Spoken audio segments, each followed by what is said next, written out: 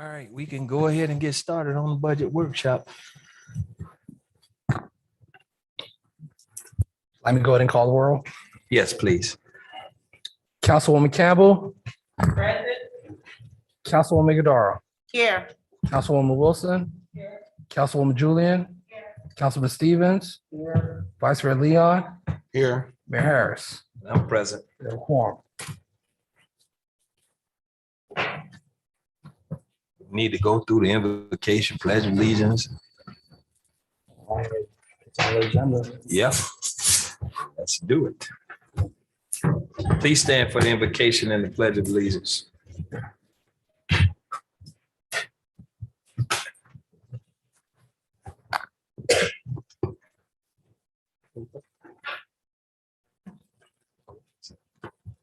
God our Father, we thank you for your grace, your mercy towards us. We thank you for this day that was not promised.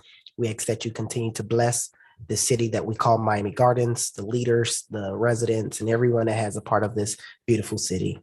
These we ask in your Son's name I pray. Amen. Amen. Pledge allegiance to the flag of the United States of America and to the republic for which it stands, one nation, under God, indivisible, with liberty and justice for all. All right, we're on city business, discussion of fiscal year 2021, 2022 budget. Mr. Manager. Thank you, Mayor, council members. We're here to follow up to some of the concerns and questions that were asked at the last budget hearing. Last week, we had our budget hearing, and there were a number of things that you asked staff to bring back to go over and to get more input in regards to some of these items. We have a presentation and another letter outlining those asks, those requests, and that information. And with that, I'm going to turn it over to Deputy City Manager Craig Clay to present that to you. Thank you, Mayor. You're welcome, Mr. Manager. Mr. Clay. Okay. Good afternoon, Mayor Harris, Vice Mayor Leon, members of the City Council. As Cam mentioned, on last Wednesday, we were asked to provide some clarification and some information on a number of items. What you have before you today is a memorandum summarizing that information. The memorandum is in several different sections. One titled clarifications, a second section with the changes and the impact of those changes that were requested.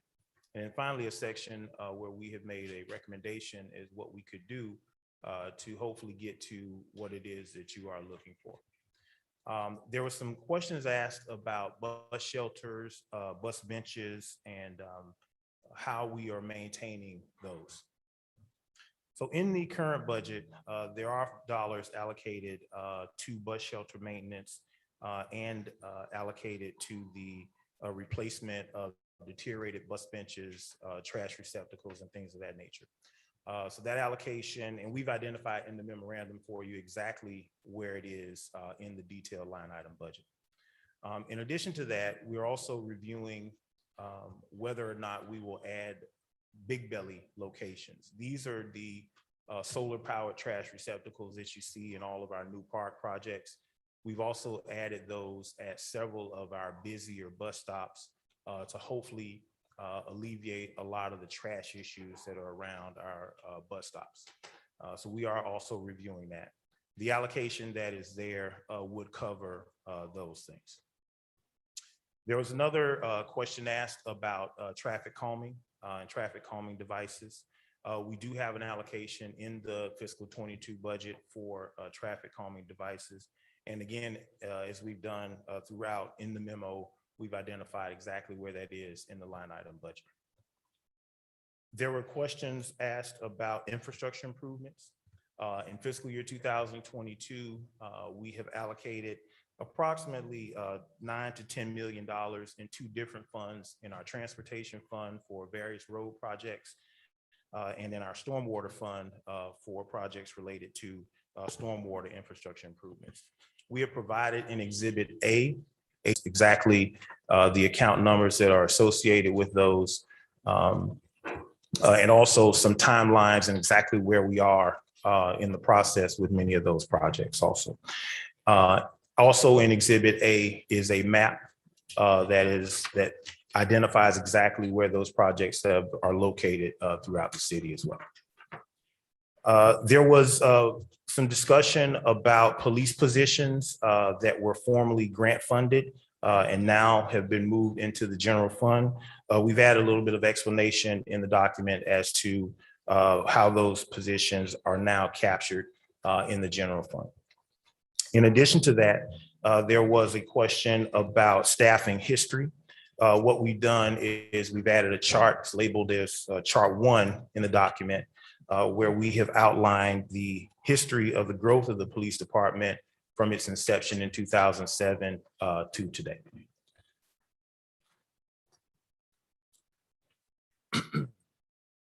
In addition, there was a question related to the current vacancies that exist in police officer positions. We've listed those vacancies by position number, and we've also listed what the reason for the resultant vacancy, whether it was a retirement, a termination, someone taking another job at a different agency, and so on. Changes that you requested, there was some discussion about the Miami Gardens radio. We have added some information on Exhibit B as to the full cost of the city's radio station. And we've also added some associated statistics on usage. The total recurring costs for the radio total approximately $11,500 right now. We have also later on in the document made a recommendation that if it is determined that you will not fund the Miami Gardens radio, we have made a recommendation as to where we would place those funds. The recommendation is to use those towards the marketing and promotional campaign that you had previously approved at a previous council meeting to offset some of those costs. There was also a request made to add 10 new police officer positions. We've highlighted in the memorandum exactly what we anticipate that to cost. We've laid out the average salary for a police officer. We've laid out the benefits and all of the other associated costs that come with the hiring of an officer, to include a vehicle, uniforms, and other equipment that's necessary for that particular recruitment. There was a question about traffic safety camera in general. You'll note that at the first budget hearing, we also notified you that there was notification to us from the Florida Department of Transportation about several of our traffic safety camera locations being brought down for a construction project over the course of the next year. We know that the project will last until at least June of 2022. That estimate, we estimated to be somewhere between $500,000 and $800,000 or $900,000. Unfortunately for us, it's at the top of the estimate at about $809,000 we anticipate the revenue loss to be. In addition, subsequent to the meeting, there were some questions about the traffic safety camera program in general, and we've laid the answers to those questions, we've laid those out in the memorandum as well. The changes that you've requested are listed on the table that's near the back of on the last page of the memorandum. The changes that you've requested would require us to make some adjustments, rather significant adjustments to the operating budget as it was placed before you at the first hearing. As noted earlier, there are currently 18 police officer vacancies. We've added 4 sergeant positions to the budget. Those promotions from within would create 4 new police officer vacancies for a total of 22 vacancies. The recommendation would be for us to aggressively work to recruit those positions, give you a status of those recruitments. Then we come back during our mid-year and potentially see if it may be necessary to add any new positions. We currently have in the pipeline 8 files that are in the final stages of backgrounds. Hopefully those positions will be filled rather quickly. That would be our recommendation at this point, so that we would not have to make significant cuts to the budget as it is before you. With that, I will turn it over to you, Mayor, and we will handle any questions that you have related to the documentation that you've been provided or to anything else related to our proposed budget. All right, so we have 22 police officer positions that's available right now. There will be 18 right now, Mayor Harris. Okay. Once those 4 sergeants are added sometime in the new year, if you were to approve that, that would create the 4 additional vacancies, and we would then recruit those as well. All right. Any questions from the dais on this? Yes. Oh, okay, hold on. You first. The officers' positions, are they certified or non-certified? The 18 vacancies are certified police officer positions. Will there be an opportunity for any of those to be non-certified? It could. What we generally do, Councilwoman, is if we run a class of cadets through the academy, the pay for their cadet training would be paid for through the vacancies that are existing. Once they get through the academy and once they are certified, they would go into one of those vacancies. So there is the possibility that we could go that angle for recruitment, which we've done before. And is there a process that we determine how that's done? Or if it's done, what's the, It's an existing process. It's an Mhm. application process. no, I mean, how do we determine of the, let's say if we approve 5 positions, that 2.5 of those will go to non-certified? Is that administratively done? Is that, how do we determine that? We would generally administratively do it based on the vacancies that are available. Mhm, As I mentioned, we have 8 certified officers that are in the pipeline. mhm. Hopefully, if we would get those positions filled as soon as possible, and then we would go from there to figure out how to recruit that. And we would certainly report that back to you through our quarterly reports, and certainly during mid-year if we needed to do something. All right, so then if all 8 came through, we have what, 19? That will now get you down to about 10 or 11. 10 or 11, and so possibly those 10 or 11 could become non-certified. If that were the direction that we Okay. would take it. And does that fulfill the prior request that those non-certified officers be residents? We have made a push. If you remember several years ago, we made a push to try to hire as many local officers as possible. If we were to go that route, we would certainly look for those types of individuals to fill those slots, because we were very successful with that in the past. You have been? So the residents get special type of scoring privilege or additional points for being a resident? Oh, I'm sorry, Mayor. On all of our recruitments, there is a resident bonus. I think it's like 5 points or something like that when they go through the recruitment process. Stevens? Oh, Just one more question. Now, in terms of ages and recruitment, what is normally the folks that you look for the non-certified positions? Are these high school? Are they college? Are they?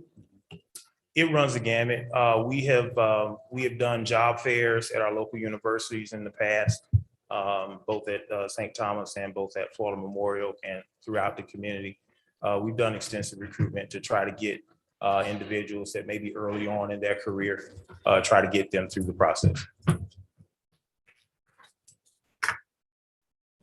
Okay. Councilman, done? Yeah, no, well, so you guys will bring that back to us in terms of, okay. Stevens? Sir, I have a few questions as it relates to the public safety. My first question is, I'm sorry. The positions that says there was previously frozen, can you explain to me why? Yes. So what we did there, Councilman, is when we knew we were getting to the end of the COPS grant that we have talked about, we had some vacancies that were on the books. We froze those because another provision of that grant was that we had to maintain the same number of sworn positions as we had when we applied and were awarded the grant. We wanted to make sure that we had positions for those officers. So we previously froze those to place those officers in those positions once the grant expired. Okay. Okay. So the previously frozen positions are factored into the vacancies that we have. Yes, sir. Okay.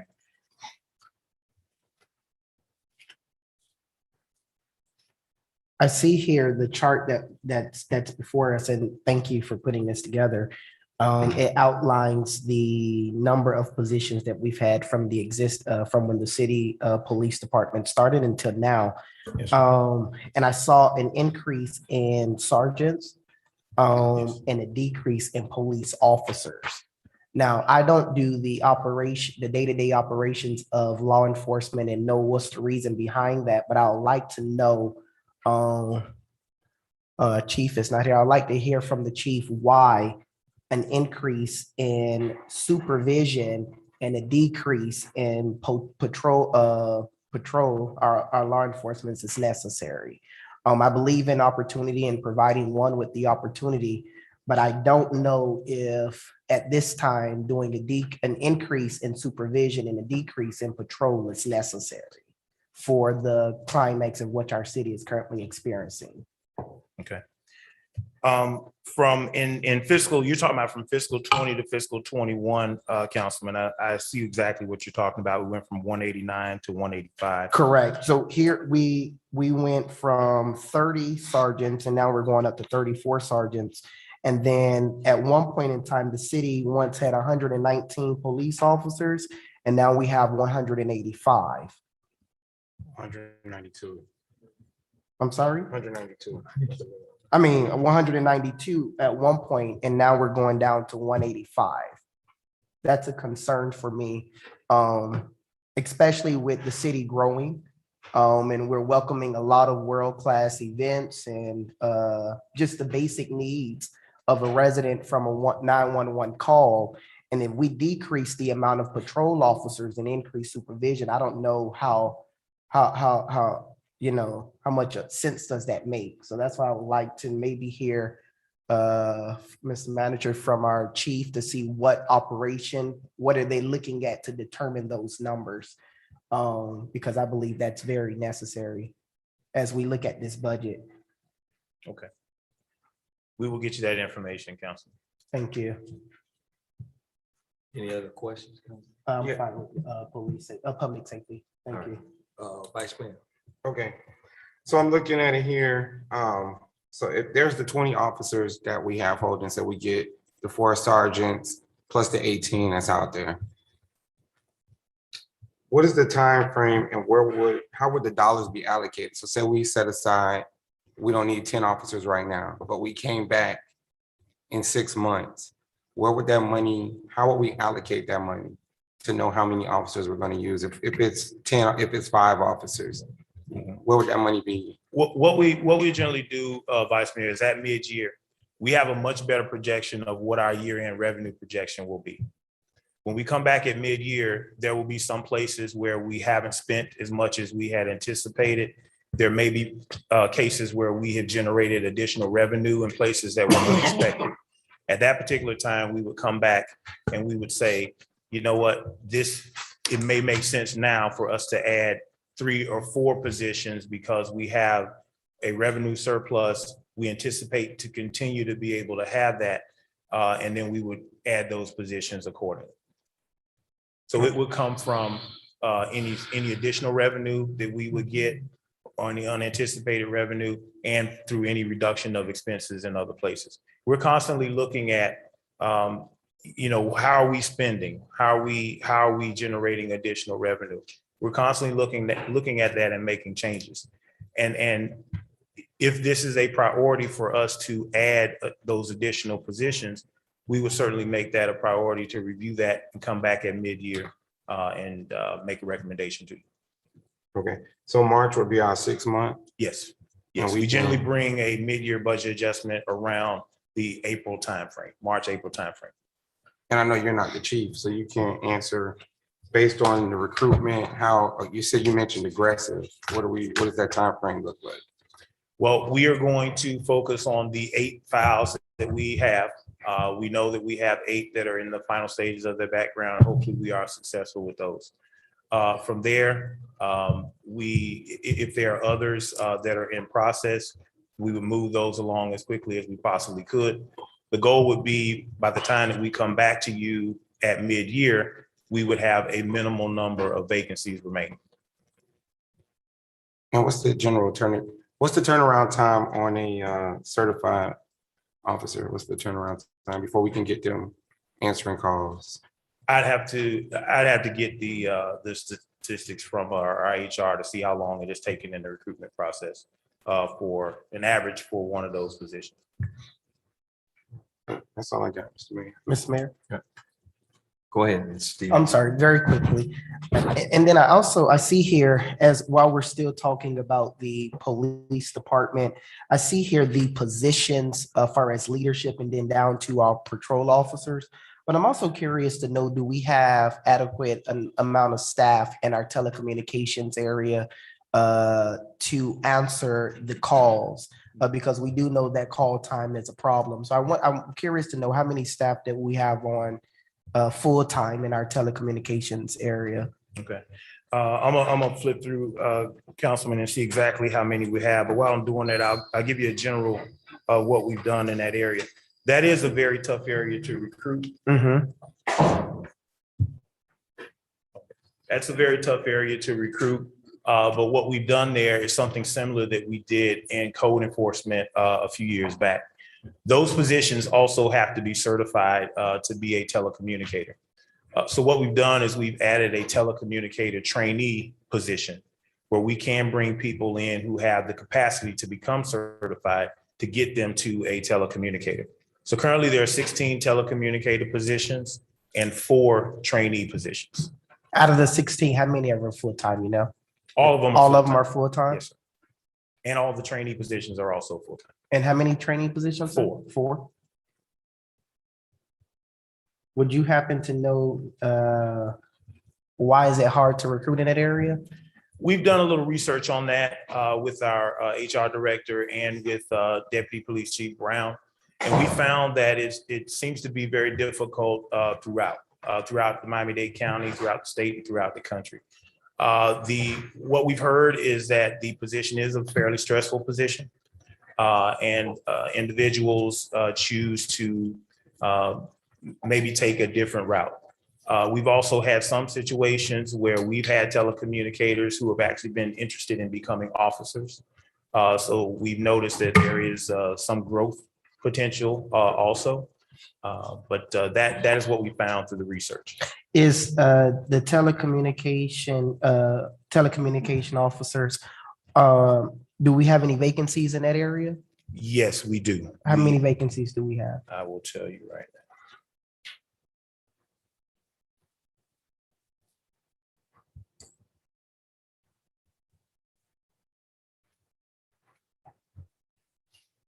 There are currently 7 vacancies. 7 vacancies? Yes, sir.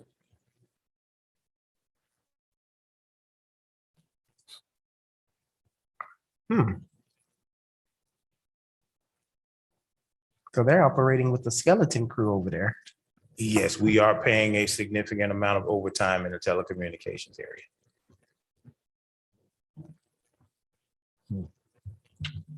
Okay. At this time, I have no further questions. Thank you. Mr. Mayor. So I have to agree with my councilman, my colleague, Councilman Robert Stevens, as it relates to the public safety. And I think that we all can agree that public safety is one of our top priorities here at the city. Now, thank you for providing this chart and all the information that we requested at the last meeting. Looking at the chart, and as we are hiring, I want to make sure that we're utilizing those positions efficiently. So I'd like for us to have an audit completed by an outside entity to make certain that we're doing just that. So, because we're saying that we have X amount of positions and this is what we're using them for, we have X amount of promotions happening. I'd like for us to get an audit from an outside entity to tell us whether we are utilizing those positions that we are in fact creating efficiently. Okay, fair enough. Question. Go ahead. When we take a look, when was the COPS grant given to us? It started in 2013. There were 4 different funding periods for that. Okay. The reason why I'm asking is I see that there was almost like an addition of about 12 additional positions from 2015 to 2016. Mhm. Would that be attributed to the amount that was funded? Yes. Okay, so then the grant did not fund top positions. I mean, only funded road. Yes, it would only Okay. fund police officer positions. And so did this grant then provide the opportunity for internal promotions? The grant would not have anything to do with that. The grant was simply giving us the ability to add some police officer positions, knowing that at some point that we would continue to grow and be able to fund those police officer positions through our own efforts. Internal promotions and things like that would not have had an effect, or the grant would not have had an effect on that. So then the increase in the captain and the sergeants, and what was that attributed to? Just the growth overall? The growth overall, and the fact that we would need, as we continue to grow, we certainly would need supervision in those positions, yes. What's that? Do you guys have a ratio of administrator to police, sergeant supervision to generally? I don't know if there is an industry standard or something of that nature. Okay. But Mr. Mayor. Go ahead, Vice Mayor. Sorry, Mr. Clay. Obviously, it's not, we're getting deep into the weeds here. that's fine. And this isn't our job. Our job is to approve the budget. But how do we make sure that we're doing the right thing on the accountability side of the people that work here every single day to not be short almost 30 employees? Where did we go wrong? How did we get here? What I would say to you on that, Vice Mayor, is one, if you look at the chart of the vacancies that we tracked, you'll see that a good majority of them came from retirements. And So we don't plan for attrition. We don't plan for retirements. We do plan for that. And, again, we have files in place where we can aggressively trying to recruit and fill those positions. When we started the police department, we knew that certainly there would be many individuals that were retiring starting in about 2015 moving forward. Because we hired a lot of veteran police officers who came from other places. They came here. We knew that they would want to get 8 years in because that's what it would take them to vest in the Florida retirement system. And then after that, there would be the potential to move on. That's one of the major reasons why we went out and we tried to get the COPS grant because we know we needed to fill and add to what we had. In the other positions, the telecommunicators, again, those are tough positions to recruit, and we're certainly not alone in that area. We have spoken to other jurisdictions who have their own police departments. We've spoken to the county, and they have very, very similar issues in hiring and retaining those personnel. Hence the reason why we added the trainee position. If we can get an individual or individuals in early on in their career and have them grow into the position, we felt like that would be the way to recruit. Again, as we did in code enforcement and as we've done in some other areas, that type of apprenticeship program could potentially get us to a better spot. So what can we do moving forward that we're not in this position again, that we're short almost 30 employees in the public safety area? We can continue to do some innovative things in terms of recruitment. We can continue to get out to job fairs and continue to get out to the universities and hopefully get people interested in careers in public safety.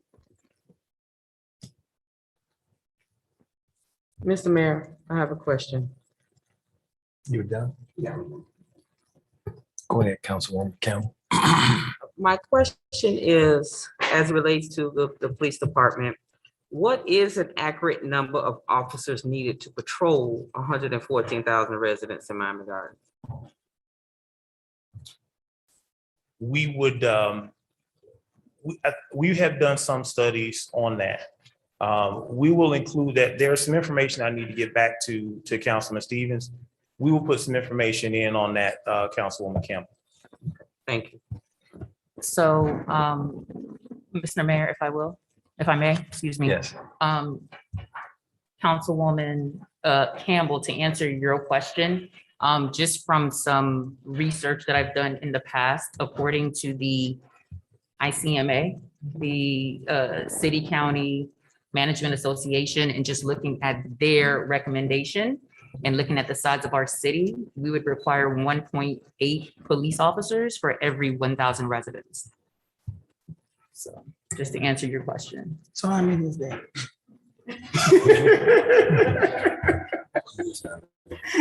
So we would have to look at That the would be model. about, Listen. that'd be about 228 sworn positions, Yeah. and you have 237.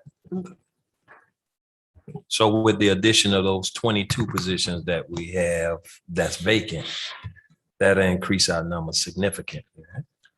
That would allow you to fill the positions that are currently allocated in the budget, yes. So currently we are at 185. And if we were to fill it with what, 18 more? No, you're not adding 18 more. You would be Adding- filling, the 185 is a part of the total head count. Right. You would be filling 18 of those 185. So It's that already added 185 is in. a set number. So we're No, short. 237 Right. is administration, right? And police No, officers. 237 is every sworn position that you have. Right, that's what I mean. I'm Police sorry. It officer, includes- sergeant, captain, and so on. And so 185. So now I don't know about the research because I didn't do it, but the 237, is that inclusive? Or were they just talking about police officers on the ground? Is that inclusive of administration, like the major, the chief, the deputy? Because see the major, chief, and deputy, that's the 237 number. So that means we hit our threshold. If we're only talking about police officers, we're talking about 185, which makes us about a couple of percentage points short of what meeting the industry standard, right? Okay. I mean, I don't, like I said, I didn't do research. Guys, address Mr. Clay. Thank you. So then if we were to, with the additional police officers, that means that if I can do the math correctly, we would need 2.5 police officers per capita. If we are adding these additional police officers, and correct me if I'm wrong, just trying to do the math here really quick. Because it would be 2.5 times, we have 113,000 residents.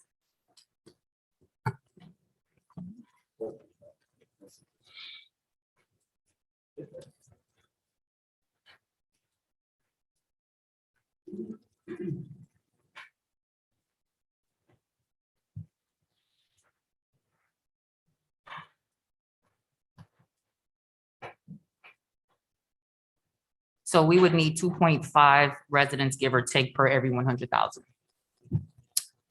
Tell me where you're getting that number. You 2.5, had mentioned something about 282. a ratio of 1.8. So on the low side, but if we're saying that we're adding these positions, right, then it would be, if we're adding the amount of positions that we're talking about, and we have approximately 113,000, right? So that's the number that I'm using. Mhm. So when I did the math, if we do 113,000 and we divide that per the amount, 113,000 residents times 2.5 police officers, then we would meet that 1,000 per capita ratio. I'm not following where you're getting the 2.5. Why is that your ratio? Why So is that your- because right now, based on the positions that we have not hiring, if you do the math, we have literally one officer per every 1,000 residents. So 1.8 officers per every 1,000 residents, right? Oh, that's okay. That's All what right. it is, 1.8 officer for every 1,000 residents. So give or take, let's just say the bottom number is 113,000 residents. Okay, Now factoring in the positions that we're seeking to add, that number would increase to about 2.5 officers per 1,000 residents. okay. I get it. So I guess in other words, they're saying, can we add some officers to the budget to, Well, I think If the that other is- thing if to that's what you remember guys are is saying. that No, No. no, I'm not, well, at least if I may, I think what's so hard for me to understand is when we're talking about adding officers, it's hard for me to see that because we're operating below the number already. We already have vacancies and we're already lacking from our telecommunications to our patrol officers. So it's hard for me to see if we add officers that we would meet if that's going to even meet the demand, because we have 19 vacancies already. correct. And that's why our recommendation at this point, Councilman, is to allow us to work to aggressively fill those vacancies before we talk about adding additional positions. And what would be, when is the, I'm sorry, and I know it was mentioned beforehand, when is the first, I mean, when is the budget amendment where you would bring that, is that April? Okay. I don't know if this makes any go ahead. difference, but for the last couple of years, we have been in a pandemic. So the need for those officers, or maybe the detrimental impact of not having those officers might have not created as much of an urgency, or could have hampered the ability to fill those vacancies, to get people recruiting and getting them out on the ground and things of that nature. So that may have created some of the stagnation in getting those officers in that ordinarily we would not have encountered. So which that might be kind of real here. All right, so we give them the opportunity to hire people under the vacancies. And then we revisit it again in April and see where we are. And then we move on from there. Yes, Mr. sir, that Mayor? would be our recommendation. I support that recommendation. I do want to echo what my colleagues has mentioned as it relates to certified and non-certified officers. And residents getting the opportunity to be a part of our family and I strongly push that. So as we start the recruitment process, I definitely want to see that happen. Thank you. And I just have one last bit, Go Mr. ahead. Mayor. I have to agree with my colleague, Councilwoman Wilson, as it relates to the changes, COVID, just different things happening. So this is why also I do feel like an on-site audit would be beneficial to the city, because in looking at this chart, right, I'm looking at it and it seems like we are growing in officers. We're not growing in officers, but we're growing in supervision, right? So I think an outside set of eyes can kind of sit with the city, kind of see what we're doing, looking at our processes, and kind of, maybe provide us, with their thoughts on, what's happening, and we can take a best practice approach. Okay. Thank Certainly. you. Any other questions? Disappointed, Claire. Go ahead. All right. We were just accredited. Correct. Does accreditation deal with that?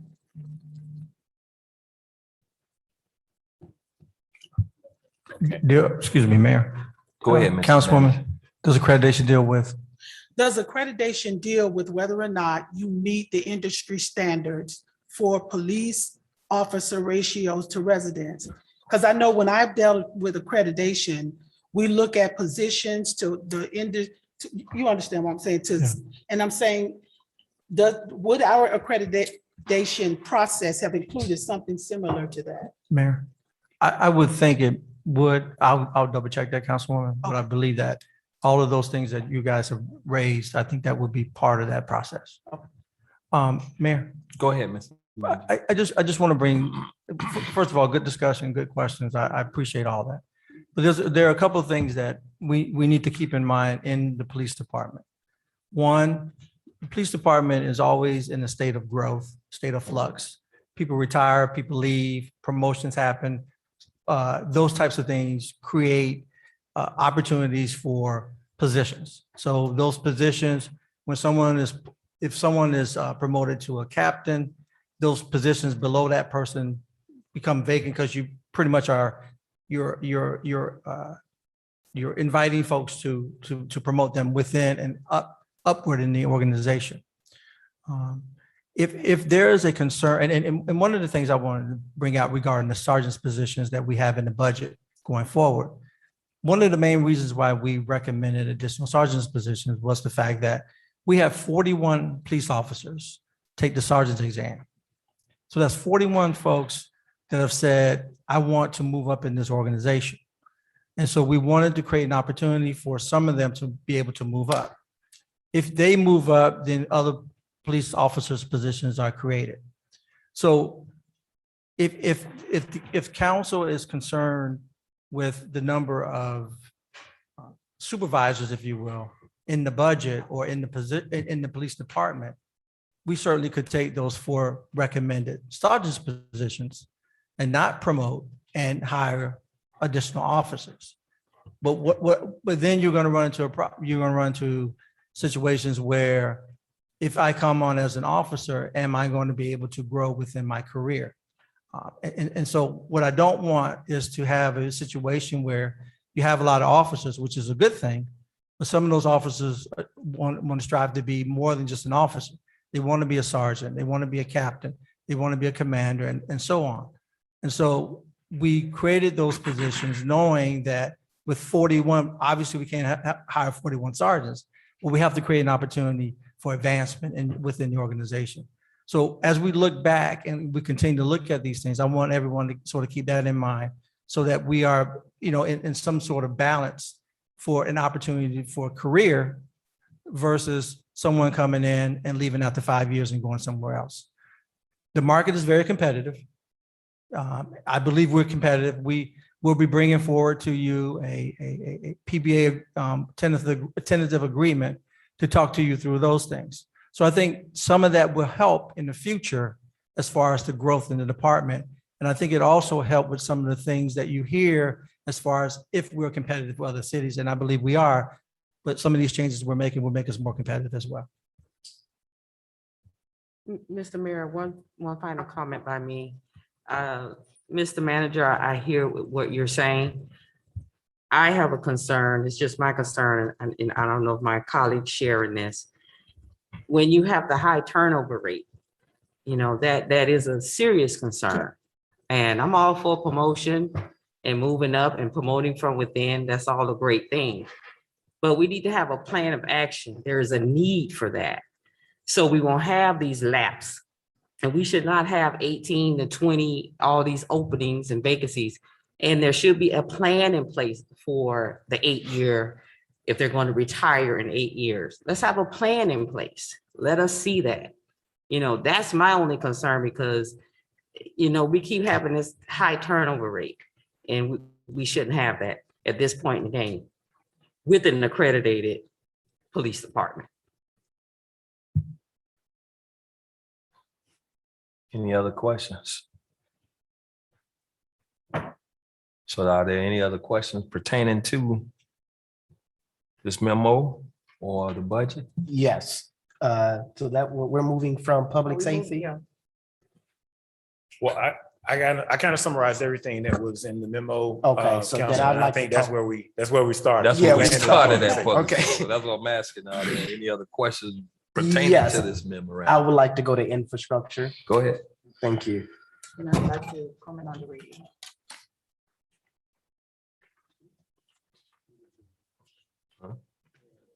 The infrastructure, Yeah. I'm for the most part, Mr. Deputy City Manager, I'm okay with what I see far as our projects for 2022.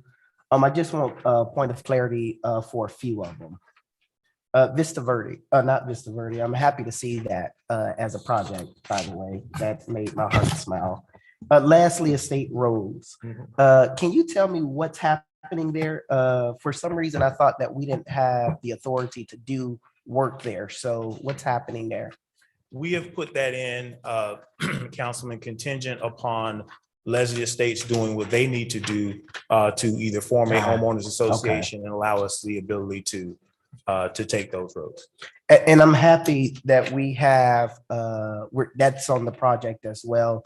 And I really hope that the residents in that area do what they're supposed to do so that we can help improve the quality of life there. So I'm happy to see that as well. What is it that they're supposed to do? Those are private roads, Mayor. So in order for us to go in and do any work back there, the homeowners association would need to give us the ability to do that.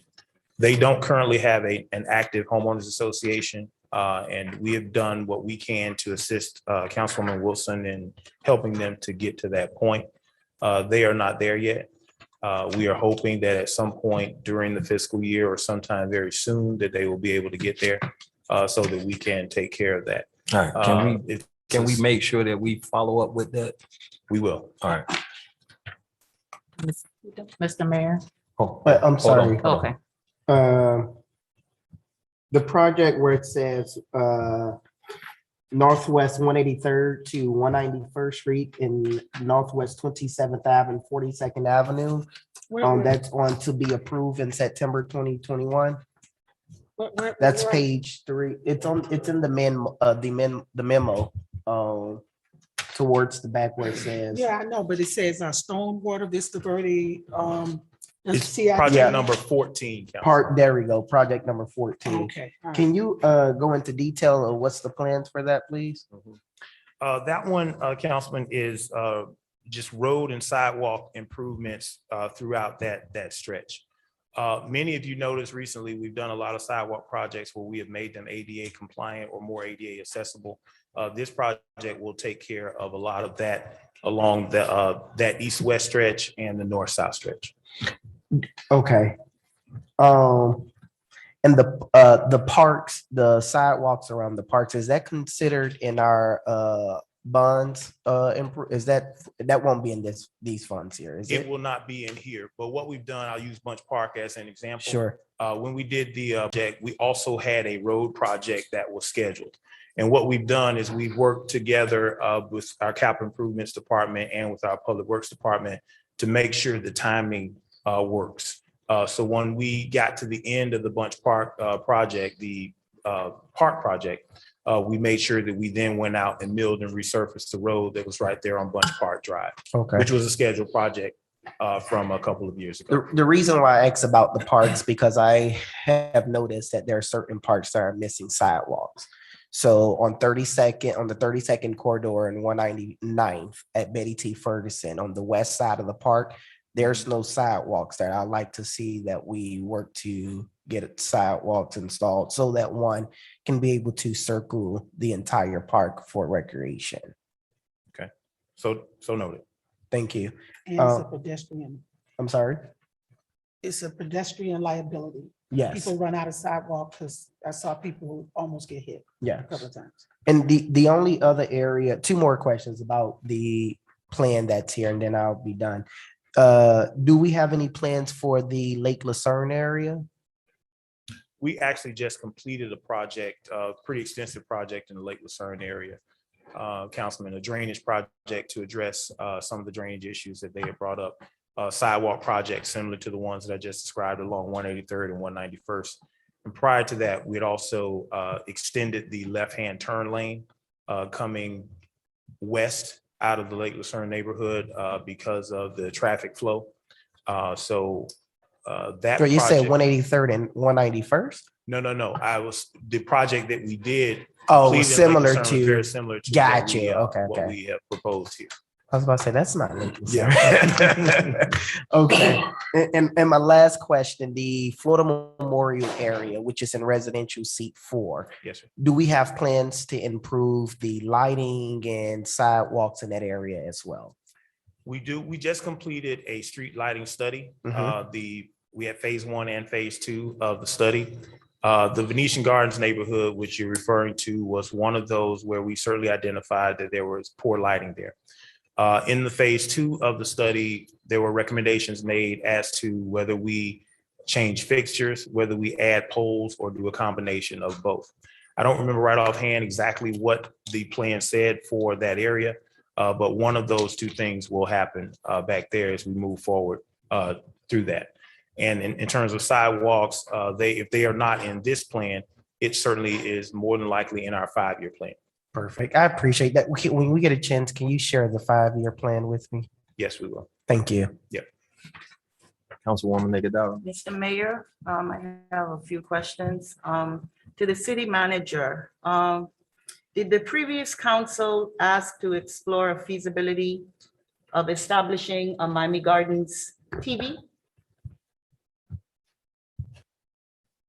Not officially. I think there had been some discussion as far as if we were to do a television broadcast of council meetings, what those costs would be.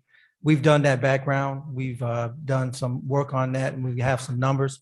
I know Councilwoman Julie and I had a conversation about a couple of weeks regarding this. So we have that information. We may have to tweak it a little bit, I would think, because some things may have changed. But we have that information available. If council needs to or wants to review that information, we're more than happy to bring that forward if you need to. Thank you. I would like to see it. And to the assistant city manager, Mr. Clay, in relation to the Miami Gardens radio, can you please tell me what is the bare minimum amounts? I've done some research and I would like to know what are the bare numbers to run Miami Gardens radio? Based on this total of 1155. If you turn to Exhibit B, Councilwoman. Yes, I'm there. At the very top where it says recurring costs, Yes, everything listed there would certainly be required. The technical support and maintenance is, you may not use that every year to its fullest extent. However, all of the other items are required to operate the radio station. okay, so give and take around 3,000 plus. Yes. Okay, I just would like to make it clear that it is my interest to continue subsidizing the radio through my budget. I have no further questions, Mr. Mayor. Thank you. Mr. Mayor. Can you clarify what was just stated? Subsidizing through her budget, what does that mean? If you look at Exhibit B, where we've laid out the cost for the Miami Gardens radio, I don't want to speak for Councilwoman Nigadaro, but I believe what she is committing to is either out of your public affairs account or your special events account. She is committing to continue you are desiring to pay for Yes, the operating cost bare of the minimum. Miami Gardens radio. that is correct. I just believe in order for us to be competitive, it's important that we tell our own stories. If not, someone will tell it for us. Thank you very much. Mr. Mayor, Mr. Mayor, Go ahead, Mr. Vice Mayor. I agree with Councilwoman Iguodaro about telling our own story. So one thing I wanted to propose, to use the radio money, if we're going to look at a television or being able to broadcast, I would like to put that $11,000 toward the broadcast cost, if that's the direction we're gonna go. If we're gonna explore broadcasting these meetings or creating a television, I would like to use that $11,000 toward that. All right, Mr. Manager. Mr. Mayor, Yes. Mr. Vice Mayor, and members. Is it possible to, in the near future, do a workshop regarding the broadcasting of city council meetings? That way we can provide information to everybody at one time and walk everyone through. If everybody's okay with that, we can do that. I think that'll be great, as well as then we can look at whether we're gonna dissolve the radio station or not. Okay, we can do it. So, But, Mr. Mayor. So I'm we're sorry. gonna, mhm. no, go ahead, Mr. Manager. Councilwoman. So, yeah, go. You want to go or you finish your thought? To you. Okay. So now, if that's Thank you, gonna be sir. the case, if your question is gonna be about the radio station or the television actually, station. Huh? Well, I'm sorry, go ahead, Mr. Mayor. No, I was gonna say, if your question gonna be about the radio station or the television station, Mhm. if we gonna table that until we have a workshop, then Okay, let's well, hold those questions. so until that then. is exactly what my question is pertaining to, because I actually have an item coming before the council for the September 22nd meeting Okay. for us to put a resolution together for the establishment of working with Comcast to broadcast the Miami Gardens public city meeting through Channel 77. And I wanted to make sure that the city manager would have funds budgeted for us to see to it that we have the audio and visual requirements and necessities for us to move forward with that. So can we, since we talking about it, can we workshop it first and then discuss it at that time and bring I those? don't, so I don't see the need to workshop it, because if the manager, by way of the manager, he would provide us with the numbers and the details, because we've been talking about this for quite some time. If you could provide us with the numbers of how much it would cost, and if we're looking at the Miami Gardens radio station and looking at the data that was provided, we see that the listenership is just not there. So wanting to be a city that is innovative, right, and taking it to the next level, I think that we should definitely come forward with a channel station, but it shouldn't cost that much. So if you could provide us with the cost, that'd be great. Mr. Mayor. Go ahead. Mr. To Manager. Councilwoman Julian, we can look into all of that and provide, Mayor and Council, if you want, we can provide that information for an item. However, on the day of the next meeting, the 22nd, is it possible to have a small workshop prior to the item coming forward? Just so that Well, we can. that would be my suggestion, to have Okay. a workshop, Then since we we're can talking still, we about. can still put the that would item on be the my agenda, but suggestion. we can have a workshop prior to it. Okay. If that's okay. Yeah, so that works for me. So Mario, you already have all the information that I sent to you in regards to the reso. So I guess we'll intertwine and have our workshop prior to. So are we saying that we're gonna have the radio regardless? No, we're not saying that. So we're gonna talk about the radio and the broadcasting at a workshop? Yeah. That's what we're saying? Yeah, So we're not gonna do anything with this reoccurring cost? not right now. Not right until now, we- right? Not Yeah, right now. not right now. until- So the radio show would stay in place. That's what y'all are saying. Right, that's I'm sorry, what's your question? the radio stays. So the in place. radio station would, it would stay in place. I think we Because should- if we're talking about workshopping it, then based on the numbers, I just think that we should reallocate those funds, because when we talk about telling our story and we talk about reaching the masses, we're clearly not reaching them through the radio station. From what I understand, you have to download an app, and then through that app, that's how the listeners are able to listen. But we have 113,000 residents, give or take. And if you look at the data, we're not reaching anyone. We're really not. We haven't even reached 100 people per segment. So I think that the use of those funds to go towards reaching our residents on a broader scale would be in the best interest of the city.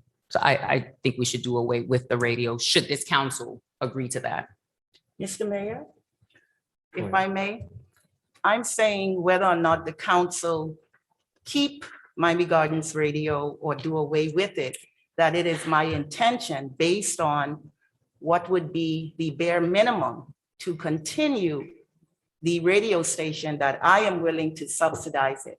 So if we're gonna workshop it, that's fine. Either way, I just wanted to make sure that I was very clear. Mr. Thank Mayor. you. Go ahead, Mr. Vice. If the council does away with the radio station, it's done away with. It's done away with. You can't keep it. Just so you understand how it works. So when the council speaks for the resident, if it's done away with, it's done away with. You can't keep it. Mr. Mayor, if I may, Go ahead. Madam Attorney, question. The council, if in fact the council approved the Miami Gardens Radio and ceased to subsidize it, does that kill the Miami Gardens radio?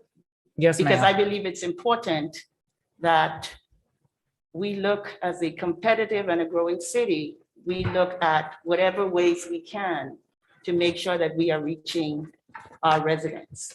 Understood, but the council speaks as one voice. So if they vote to take, if it's voted out of the budget, it's out of the budget.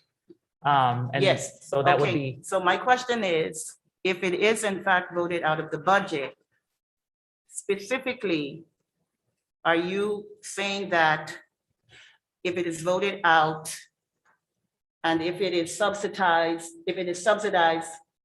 with other funding, then it can go on? you would have to bring a resolution for the city council to approve that. And so that it would still be their decision, is what I'm Okay. saying. Okay. You can't individually run a radio station because that's the face of the city. So the city council has a right to say whether they want to do it or not. Okay, so what are we gonna, Mr. Assistant City Manager, in terms of the potential, or this may be a question for Cam as well, in terms of looking at not just the feasibility of the television station, but additionally the feasibility of running the Miami Gardens radio at the minimum of what it would take. Is it an issue with the radio station, or is it the fact that perhaps we were not utilizing it to the potential that it has? I mean, many major cities utilize both radio and television. If we're going to be competitive, I believe this is our way of being competitive. I want to make that clear. Mr. Mayor. Go ahead, Mr. Manager. Councilwoman Igadora, one of the reasons why I mentioned the workshop was to talk about that issue along with the suggestion by Councilwoman Julian. So I think at that workshop, the council needs to determine if what direction you want to go in as to how we're going to utilize certain assistance out there that we can use as a city to continue to promote the city. I think at that workshop and then subsequently to the final budget hearing, you'll make that decision. So, and I agree with the city manager that we should workshop both of these items as far as television and far as the radio is concerned. We'll discuss it at the workshop and then make a decision on whether or not we'll keep the radio station or put those fundings towards a television station. For point of clarity, Mr. Mayor, the question I have is whether we have the radio or not have the radio or get the television, based on what my colleague, Councilwoman Linda Julian stated, if we go with Comcast, I just want to make sure I comprehend what is being said. Will the current company that is airing our meetings be eliminated if we decide to choose an alternate company to go with, like Comcast? Can somebody answer that? Mr. Mayor, Yes. just to let me know, right now, we're broadcasting the meetings, just utilizing the iCompass software along with Zoom and YouTube. The company we brought here is just here to set up for audio and visual. That's why the company here, but everything is streamed through our agenda management software. So we're not on TV, we're only streaming directly from the city's website. And so we'll further discuss this at the workshop, which we then will be provided enough information to make that determination as to what we want to do. So can we agree to do the workshop? Well, y'all ain't gonna workshop me on everything. That's just not gonna happen for me. I got a full-time job. Well, I could appreciate that too, because I got one too. So something like discussing if we gonna go with a radio or a TV show or whatever the case may have you. I just feel like we can, that's something that, I don't, whatever the will of the majority of what the majority is, I'll go with. Well, the workshop don't have to be all day to do so. Yeah, well, just So we could discuss it. But I do want to say that I love the idea of what the funds were out, should we go away from the radio, how we went to enhance the campaign to the Miami Gardens residents. I think that is a brilliant idea because we're talking about getting the word out and the message out, and it enhance the communication to our residents. So should we move in a different direction, I want to make sure that that remains at the forefront of our plan, because I would love to see our public affairs department receiving all the necessary dollars that they need to effectively do the job. Mr. Mayor, bear in mind, we're talking about Miami Gardens Radio. So we're looking at a branding mechanism for this city that would allow us to be competitive. And if, in fact, the bare minimum to continue Miami Gardens Radio and the potential at some point for Miami Gardens TV is established by this council, then I think we really need to look at it. If we're looking at $3,000, that's not a whole lot of money to have that brand for the city. So no matter which direction we go in, we're talking at a bare minimum, $3,000. So we're not making a decision today on whether or not we're eliminating anything. So we'll go ahead. No, I was looking at the numbers from the Miami Gardens Radio. We got 4 people that tuned in last month. Yes. 20 people that Yes. was in July. Yes. 20 people in June, 12 people in April, 40 people in 20. The highest number of the Miami Gardens Radio was in, I guess, the inception of it in January of 2019 with 400 people. And we've been in the low 20s since then. Maybe one day with 72 in February of 2020. So I feel comfortable that we can move forward in regards to this Miami Gardens Radio. We can, my motion would be to move forward on the vote with the Miami Gardens Radio, and we can still do a workshop in regards to. Mr. Vice Mayor, I'm gonna stop you guys, right? We're gonna do the workshop on the radio station and the television station, and then we'll make a decision at that time. Okay? Mr. Vice Mayor, we can't do motion at the workshop. Okay. So that's what we're gonna do. We're gonna do the workshop, and then we'll make a determination whether we want to keep this or not. I just think that I don't see the purpose of the workshop if, folks are expressing that, No, we're doing the workshop too to decide about the television station and all that other stuff. All the social media probably too. So we're gonna throw all this in there. We're gonna do it all at the workshop. Street name in too. Don't go there. Don't go there. All right, so let's move on. Any other questions in reference to the budget as far as? Yes. I'm sorry, I want to go back to. I got 2 more and I'm done. Not about not about radio station. No, I don't got no questions about No. that. I've said what I'm clear on what I would like to see happen with that. My question goes back to the infrastructure, Mr. Deputy City Manager, for the traffic calming devices. I see we allocated for the 2022 fiscal year, 150 for the traffic calming devices. Yes, How much, what's the cost for one speed bump? Because I want to make sure that what we're allocating, we can be effective with it. yeah. It depends on the stretch of the road segment that we would be looking at, Councilman.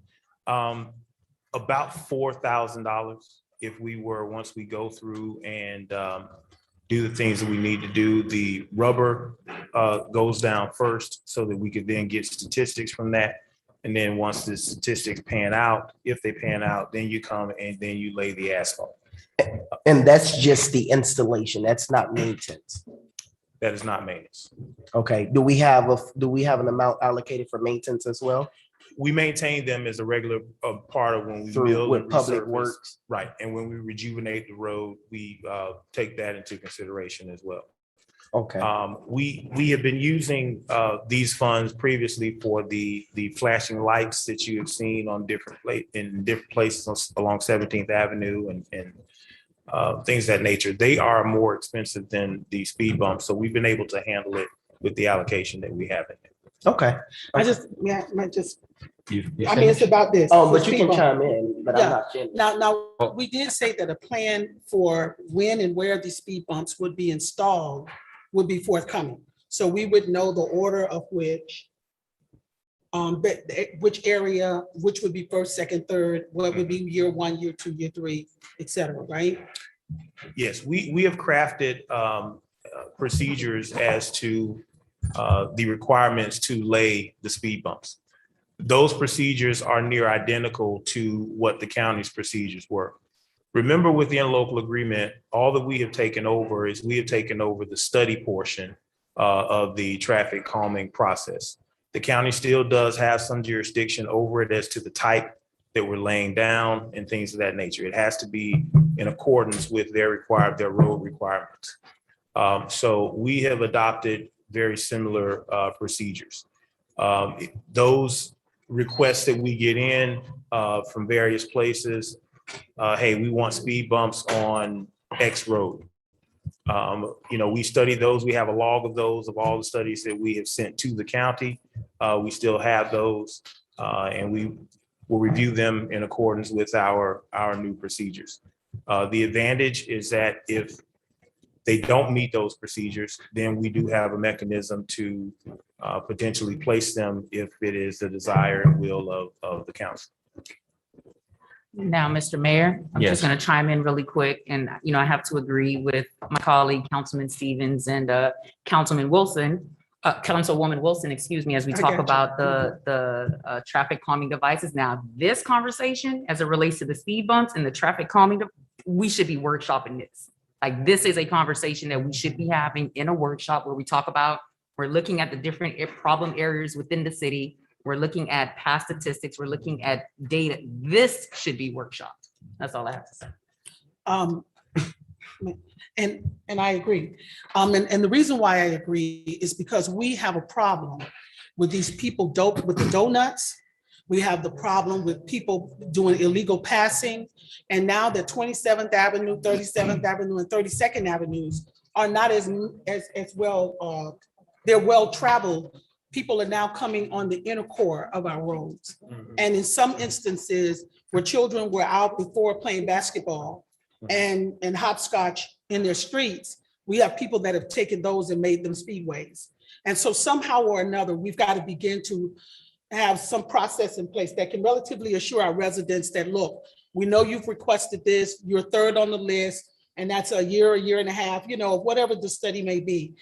And it helps us to prioritize and explain. So I'm glad to see that it's budgeted.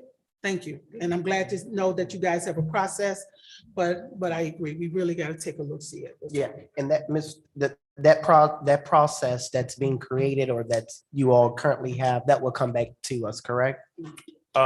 Yes, we can. Okay, I'd like to take a look at that because as my colleagues mentioned, we have a problem. And not just the city of Miami Gardens, cities around the state, around the country is experiencing dangerous drivers. Yes. And I want to ensure that our communities are safe.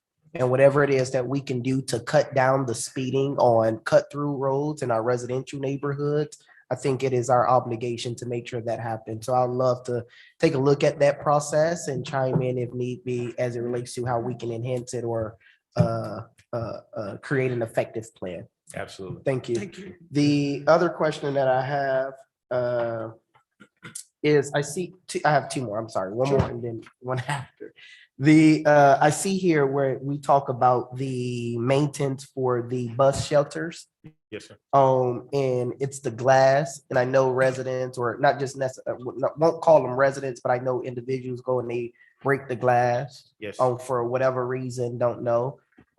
Is there a way that we can explore putting in something other than glass that they won't break and it won't become a hard maintenance something that we have to continue maintaining? Yes, they're not glass, Councilman. I believe they are fiberglass. Okay.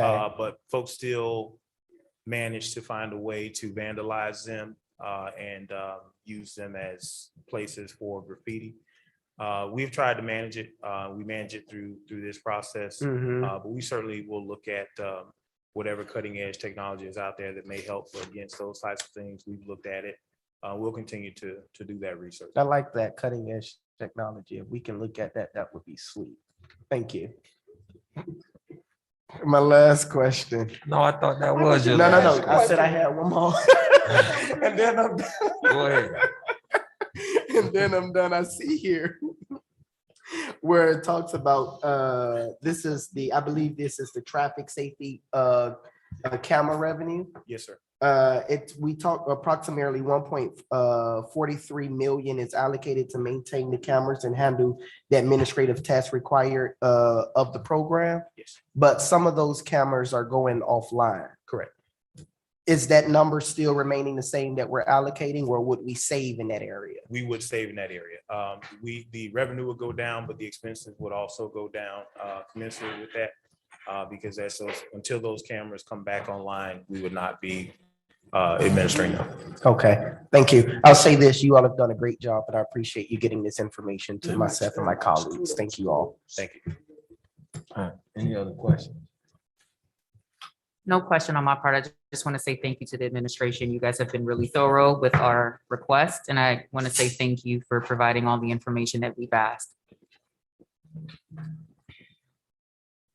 No other questions? Thank you, Mr. Clay. We appreciate all the work that you've done. You and the city manager, your staff did a great job. We appreciate it. Seeing that there's no other questions, we're gonna adjourn this meeting now. Mayor, could I just say one Yeah, thing? one other thing. Go ahead. One thing. These folks sitting behind me, I'd also like to make sure that we understand.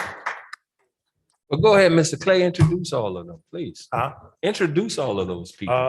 Mertha D6, Finance Director, Yvette Phillip, our Assistant Finance Director in charge of our budget, Destin Simmons, our Budget Analyst, Erica Colmer, a Budget Analyst. Okay.